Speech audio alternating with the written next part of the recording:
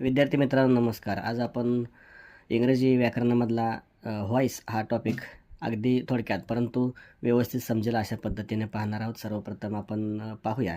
उदाहरण आपण एक मॉडेल म्हणून या ठिकाणी असं घेतलेलं आहे, he reads English short story. असं एक एक्झाम्पल आपण या ठिकाणी घेतलेलं आहे. तर ही हा कर्ता आहे, तर ही हा कर्ता.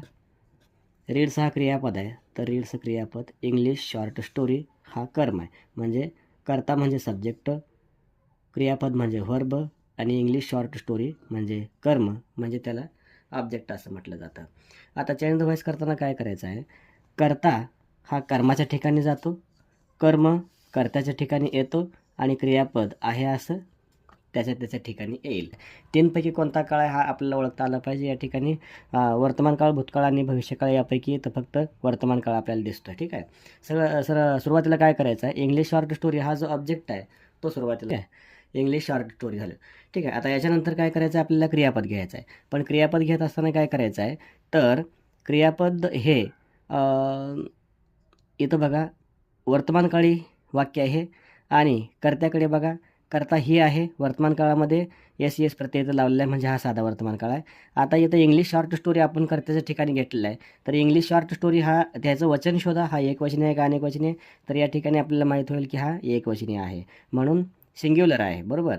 मग सिंग्युलर आणि वर्तमान काळामध्ये एकवचनी सहाय्यकारी क्रियापद कोणतं आहे, तर इकडे वरती बघा. वर्तमान काळामध्ये एम, इज आणि आर हे 3 सहाय्यकारी क्रियापद असतात. त्याच्यापैकी एम हे आयसाठी वापरतात, इज हे एकवचनीसाठी वापरतात आणि आर हे अनेकवचनीसाठी वापरतात. म्हणजे आपण या ठिकाणी इथं एकवचनी कर्ता म्हणजे कर्म आता कर्त्याच्या ठिकाणी येतं आहे, म्हणजे एकवचनी या ठिकाणी कर्ता आहे, तर इज आपण वापरलं पाहिजे आहे. म्हणून इंग्लिश शॉर्ट स्टोरी इज. आणि या ठिकाणी रीड्स आहे, म्हणजे मुख्य रीड आहे.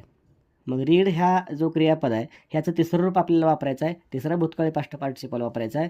ते रीडच राहतं, स्पेलिंग बदलत नाही. त्यामुळं रीड असं घ्यायचं. English short story is read by. ही आहे या ठिकाणी, ही हा सर्वनाम आहे. तर सर्वनाम जर असेल तर त्या ठिकाणी मग तुम्ही त्याची द्वितीय लिहावी लागते. तर द्वितीयाचे नियम या ठिकाणी लिहिलेले आहेत. सर्व सर्वनाम या ठिकाणी आहेत. I, we, you, he, she, it आणि दे. आयचा बदल मी होणार, वीचा अस होणार, यूचा यूज राहणार, हीचा हिम होईल, सीचा हर होईल, इटचा इट राहील आणि देचा देम होईल. तशा पद्धतीनं या ठिकाणी हिचा बदल हिम असं करा आणि वाक्य कसं होतं ते बघा. English short story is read by him.